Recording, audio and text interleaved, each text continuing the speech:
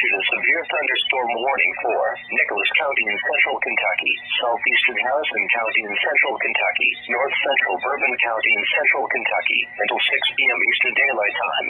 At 5:12 p.m. Eastern Daylight Time, a severe thunderstorm was located near Cynthiana, moving east at 45 miles per hour. Expected hazards include 60 miles per hour wind gusts and nickel-size hail. This is a radar-indicated threat. The following impacts are expected. Expect damage to roofs, siding, and trees.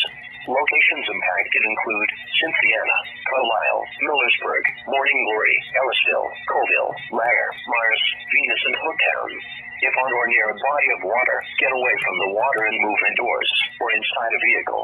Remember, lightning can strike out to 15 miles from the parent thunderstorm.